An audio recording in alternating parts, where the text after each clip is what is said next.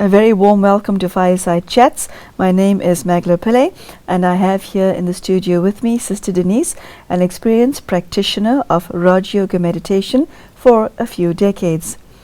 Today's topic is entitled, Your Mistake is My Mistake. Now, if this sounds a bit odd to you, you are not alone. It's news to me as well, and I can't wait to hear what our speaker has to say on this subject. In this series, we look at a variety of subjects surrounding spirituality. We also ask you to keep an open mind and to ask your heart what your relationship with God is and whether you would like to deepen and make this relationship with the divine more beautiful and more meaningful. Sister Denise, a very warm welcome to today's show. Thank you. Your mistake is my mistake. Where on earth does that expression come from? And here's the thing. I make enough of my own mistakes. Why would I want to take on someone else's? You know what's very common for many people? Looking good. I want to look good. And so what that does, and many people have this, is it makes a person want to diminish, minimize, or completely hide, or maybe even deny whenever they make a mistake. Conversely, if somebody else makes a mistake, they'll pounce on it. You look bad, I'm good, you're bad. It's a kind of exaggeration of the comparison of I'm okay, you're not okay. And because this is so widespread and very common, it has been felt quite worthwhile to look at this and make people realize that, you know, this mistake that this other person did, it could just as easily have been you, just as easily. There's a parable that you hear of in the Bible, one of the stories of Jesus Christ, where a multitude of people wanted to stone a prostitute. And then he said to them, okay, the person who doesn't have any sin, he can throw a stone. And of course there wasn't anybody. And so it's really something like this, to just understand that it's human to make a mistake, but that we do have a tendency to hide our own and enhance the others. So if you say to yourself, well,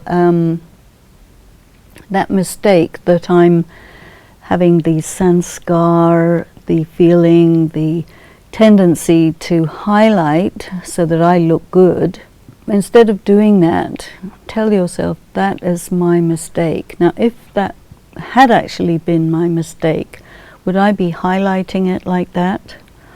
Or would I be, diminishing it as I would if it really were my mistake? Mm-hmm. Many people, they find it very hard to admit their mistakes. In some cultures, to admit your mistake is to lose face. And losing face is the biggest horrific situation that can ever happen to that person. And losing face occurs when your mistake is exposed. You lose face. So are you who doesn't want to lose face, who doesn't want your mistakes exposed, you're quite happy to expose the mistake of somebody else and make them feel really bad. So it's more like, not a truth that your mistake is my mistake, but it's a device that is taught to get people to think about the other person that they're so eager and so quick to blame. This expression, the very expression of your mistake is my mistake, is so incredibly kind and benevolent. And very few people are that kind and that benevolent, because you have enough of your own mistakes that you're struggling to deal with, whether you hide from them or not. Now, it requires energy to accept someone else's mistakes as your own. Where do you get such energy from? I think that is really love. Of? Love. Of what? Love of the other person. Okay, so you are your brother's keeper, not you specifically, but generally. I don't know whether it exactly fits into that expression, but if you love someone, you want to make them look good. You want to take care of their reputation. I don't think you want to cover up their mistake, but if somebody has really made a serious mistake, one thing is point the finger, blame the person, you look good in comparison, etc. But instead of doing that, consider that not it's sort of you against me in this world, but we're both on the same side of the table. You are my colleague, you are my family member. What do I want is, first of all, I want the relationship to be good, to remain good, to not get spoiled. And if I make you feel bad, it's going to distance us. I love you because you are my fellow human being. You made a mistake because you're weak, not because you're bad, you know. I could just as easily have made that same mistake, and if I look into my history, I can probably find a few instances where I did exactly the same thing in the same situation. So it's really a way of saying, you know, who am I to point the finger at you? You know, it sort of makes one aware that it's not really fair. It makes one think a little bit more deeply than the immediate superficial situation. And I think what it also does is it puts greater importance on the relationship than the specific incident. Because sometimes people can use a specific incident to kind of take revenge or take out their jealousy or something like this, which is really nothing to do with that particular issue, but that will be used as an excuse for something else, you know. So when you hear an expression like your mistake is my mistake, or it becomes the subject of a spiritual class, your mistake is my mistake, then you're asking people to think about something that they normally think the opposite, or they don't think at all. And people are so quick to blame that unless you find a way to really make a person think about this, you see, we criticize each other easily. Part of body consciousness, part of conventional morality is if you can find fault in another person, that's somehow good. What this does is it says, you know, finding fault in other people, what's so great about that? What you want to do is find the qualities in another person. And so if you can make it seem that their mistake is something that anyone could have done, then it encourages mercy, it encourages a willingness to let go of that, and it also, I think, encourages that person to say, yeah, no, it really was my mistake, and I'm very sorry about it, and I won't do it again. But you're not, you know, putting them on the defensive. So I think overall it's actually quite a good and quite a deep lesson for someone to consider. Sister Denise, what is your definition of a mistake? The reason I ask is because I could spill coffee on your sari accidentally. It's a mistake. I could step on your foot by mistake. I could walk off with your laptop. Is it a mistake? I could run over your foot with my car. Is that a mistake? Certain mistakes move over from the definition of mistake to crime. Some move from minor transgression to civil dispute that's legally claimable. And then others move into out-and-out criminality. What is your definition in the context of my convoluted question of a mistake? The word mistake could refer to a typo in a document. That's a mistake. A crime is a little bit bigger than a mistake. A little bit, yeah. Quite a bit. But you see, I think what it's all about is the person who is wanting to condemn. And people are quite condemnatory in their mentality. Have you found that? Didn't realize that was a word, but I understood exactly what you said. Yes. Yeah, you are quick to condemn.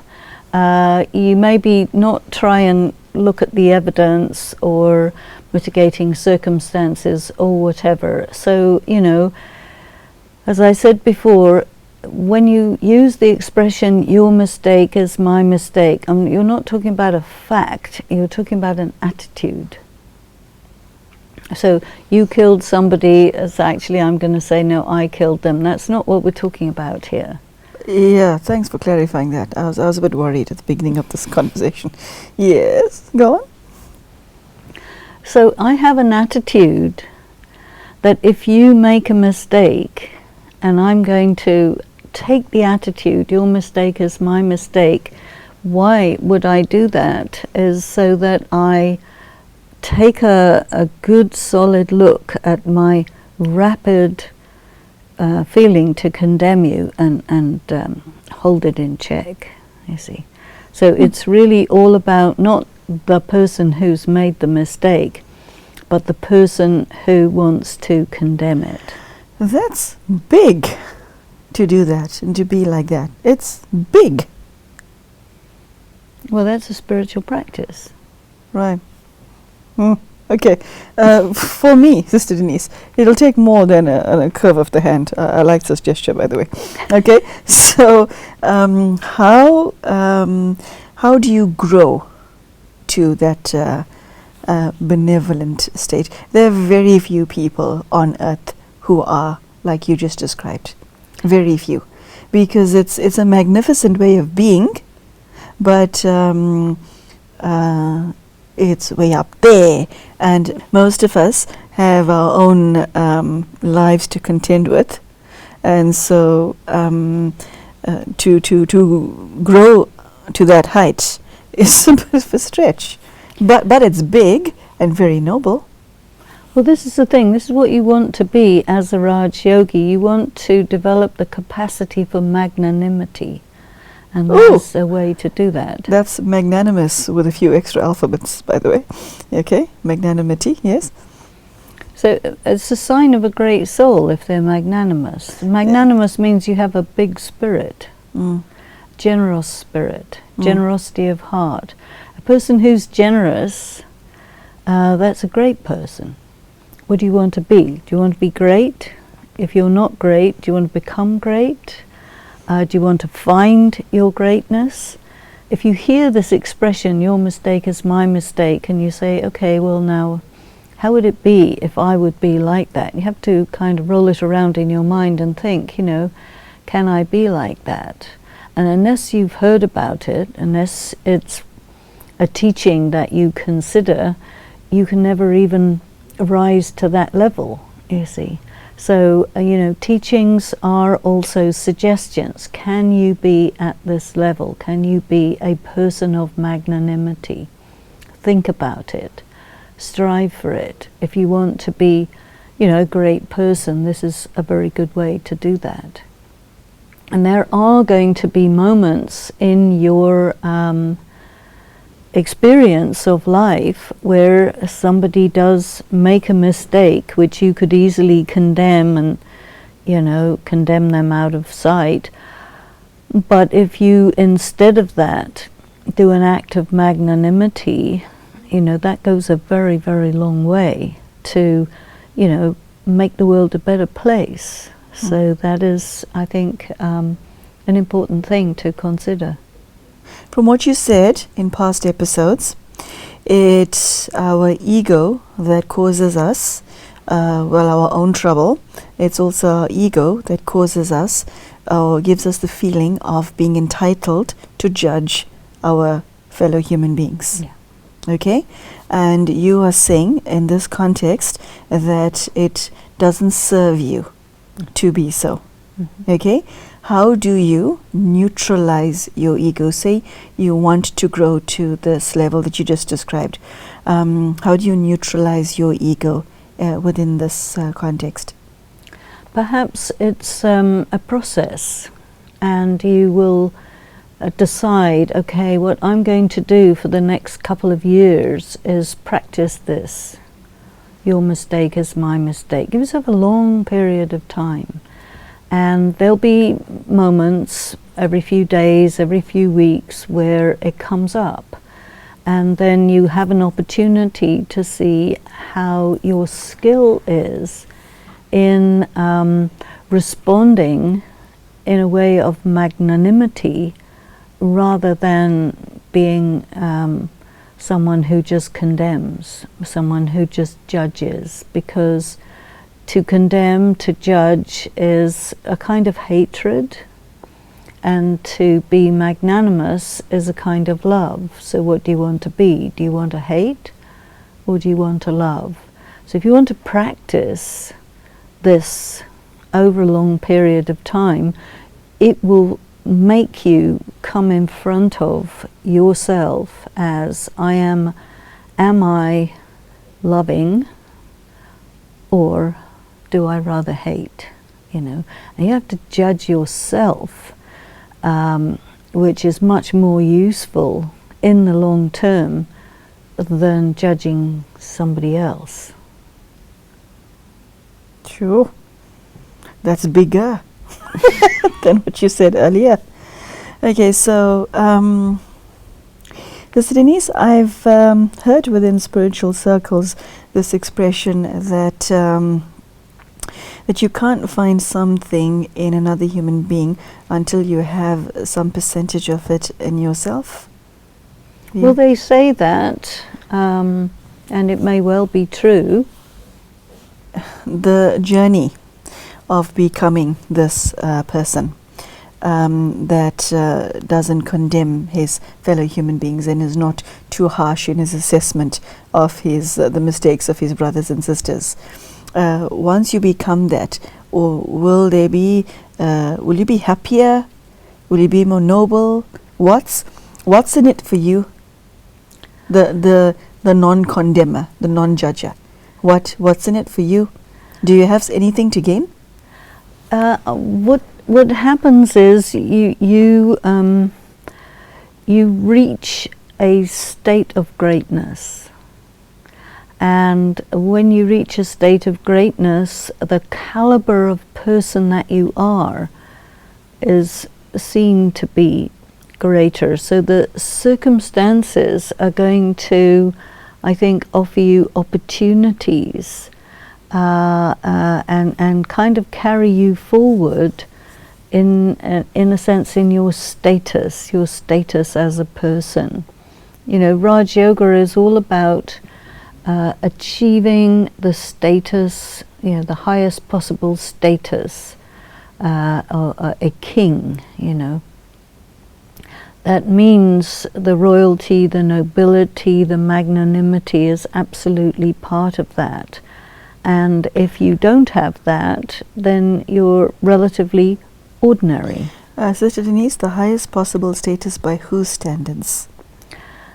You know, in terms of what is considered the activity of God, it's always called a kingdom of heaven. You don't have the Republic of Heaven.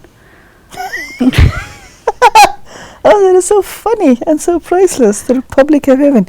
Yeah, I must say, one didn't actually consider the politics of heaven. No. But in ancient times, it's set up in terms of kingdoms. And because power was abused, the system of governance was shifted. But if you are able to hold power and use it benevolently, then a kingdom may be okay in your hands, because you're not going to be a tyrant. Mm-hmm. There's nothing worse than tyranny. You don't have to have a kingdom to be a tyrant. You can be, you know, a military junta, and you can have a tyranny there. You can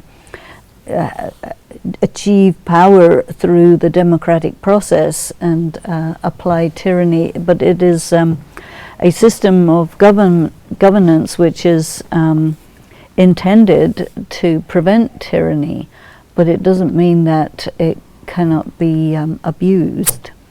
You know, the interaction, the relationship between people, that means society, that means ultimately governance.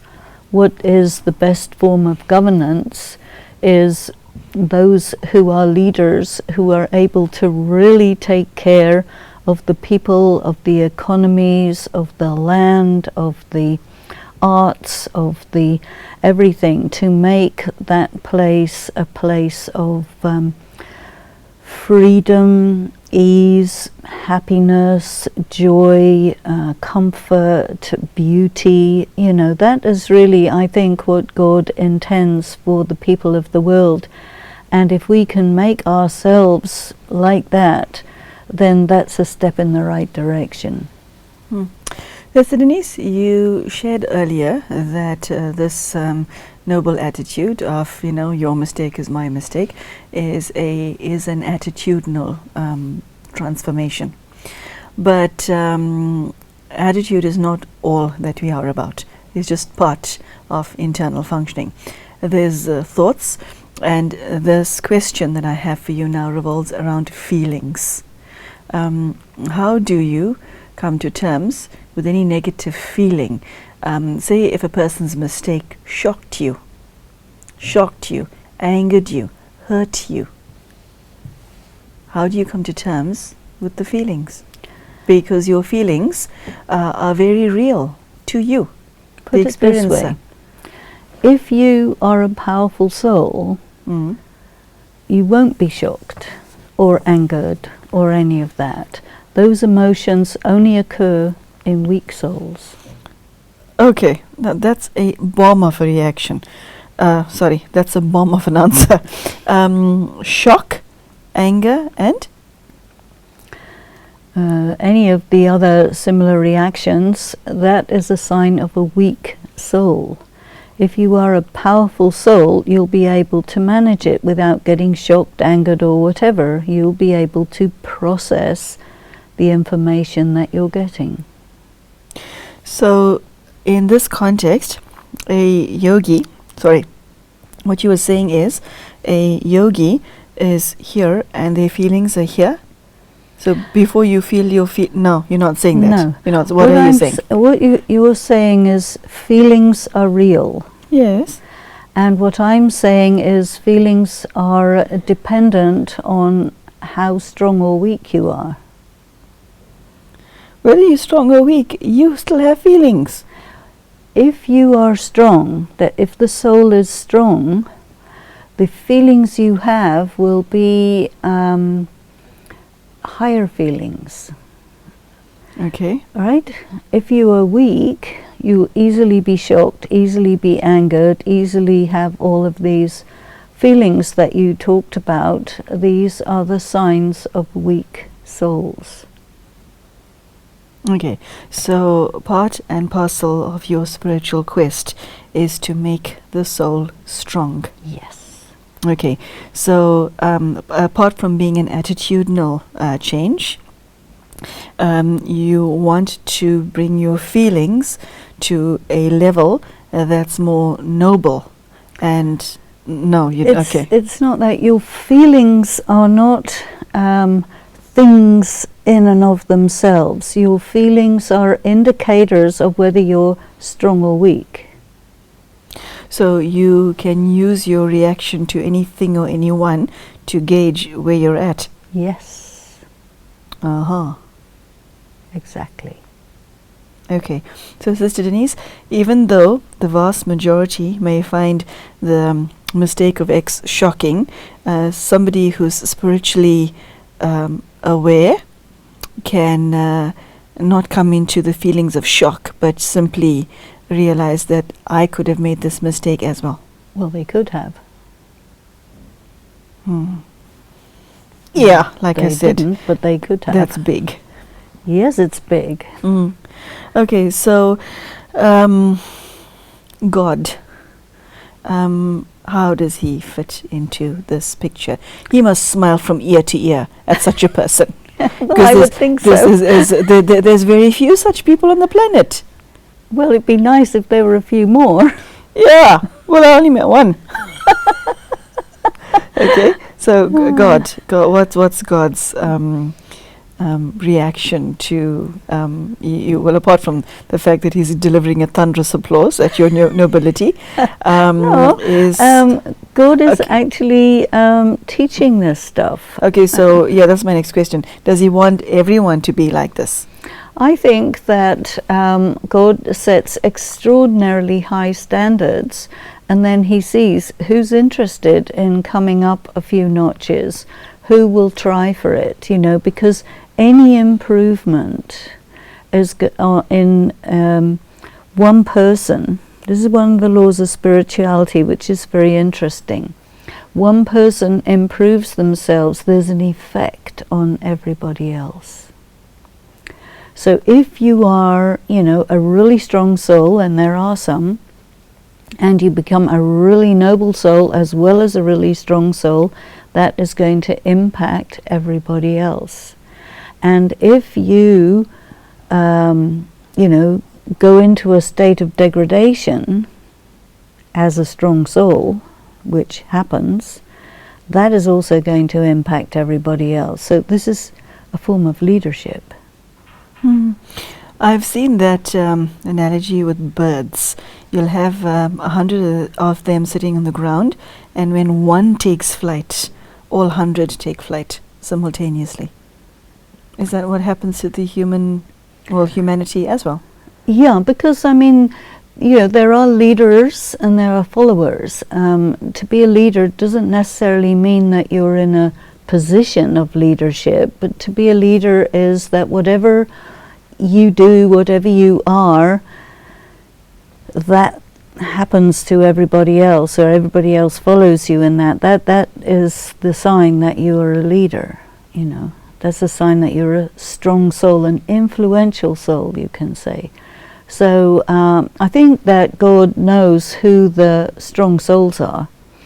And in this world, you do get weak souls in powerful positions, and you get powerful souls in weak positions. And sometimes I ask people, what would you prefer? Do you want to be a powerful soul in a weak position, or a weak soul in a powerful position? And everybody always says, oh, I don't care, I want to be a powerful soul, because, you're not going to stay in a weak position long if you're a powerful soul. But a powerful soul is influential, taking everybody up or taking everybody down. Right. Okay. We've meandered through a number of topics quite beautifully, but all were relevant.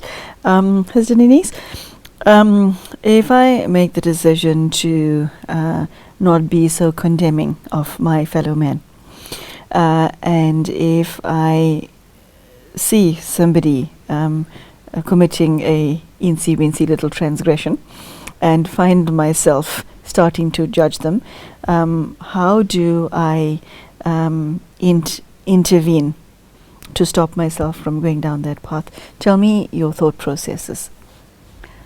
Okay, you see somebody doing something wrong. It activates your condemning sanskara. Yeah, your reactionary traits. Yes, your Yes. condemning sanskar. So then in your intellect is where you keep this thought, your mistake is my mistake. So you have to activate that and say, self, you're ready to condemn this person, but that could easily be you in the same circumstances, so don't be so fast to condemn. You have to bring yourself back from that. So your self-talk has got to be powerful, Yes. more powerful than your reaction.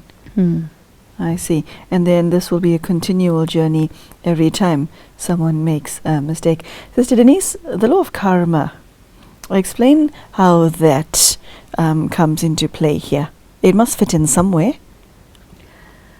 If you can I ask it this way, if you don't judge others, does that mean people will also stop judging you? Well, I'm not using the word judgment, I'm using the word condemning. Okay. And which is very different from judging. Okay. Judging is evaluating. And condemning is? Blaming. So condemning is blaming and judging is making an evaluation. Okay. So if I mean, you judge, you make an evaluation, this person is making a mistake. Okay, now what's your feeling about it? What's your reaction to it? That reaction has to be modified by wisdom. Because in that way you are actually exerting control on your natural tendency to condemn, and this is the thing you want to change, which is much more effective than trying to change another person's behavior, which is very difficult. But you have all the full rights to change your own. Okay. See. So you need to increase your yoga power, and also hold back, rein in this tendency, this sanskar to condemn. And it becomes weaker, you see. And then tell yourself that you could easily have done that, so don't be so fast to condemn. Like there's two people inside you. Okay, Sister Denise, we were digressed again. The law of karma, how does it come into effect here? This is the thing. The law of karma is that when you restrain yourself from doing something wrong, that is a very positive karma. Okay. Much more positive than, you think, this person is bad, so I'm condemning this person. You think that's a good karma. That's not a good karma. What is the return of that as far as your karma is concerned, of not condemning? That you are going to be rewarded by a greater ease of achieving the stage of magnanimity, which is what you want. One has to know oneself very deeply to achieve this stage, don't you? Well, this is the aim of Raj Yoga. You want to know yourself deeply. You want to become a person that you would be really proud to be for the rest of eternity. Because you have to live with yourself forever. So if you can be a great person of magnanimity, generosity, wisdom, love, what better is there than that? Okay. Okay, Sister Denise, we have to say goodbye to you right now. Would you like to leave a parting shot for the viewers who are sitting on the edge of their seats in rapt attention? I think the most important thing to come to terms with is that you really can't change anybody else, but we have a great responsibility to change ourselves wherever we can. Okay, there you have it. Your mistake is my mistake. This is by far one of the most noble aspects and efforts one can make. Sister Denise has shared how benevolent it is. Well, benevolent was my word. She used the word magnanimous a few times. But if you find yourself in the position one day, it could be today or it could be tomorrow, where you're pointing a finger at somebody and looking at their mistake, ask yourself, this is the message from Sister Denise, ask yourself whether it could have been a mistake that you could have committed. And if so, you can teach yourself not to, if that's the person that you would like to become. And Sister Denise has shared that it is a very noble endeavor, and this is the personality that God wants us to have. And I do agree, the world will be a much better place if more people were less condemning of the errors of others. So with these thoughts, I would say goodbye to you, and I hope to see you soon. Thank you for joining us, and good day to you.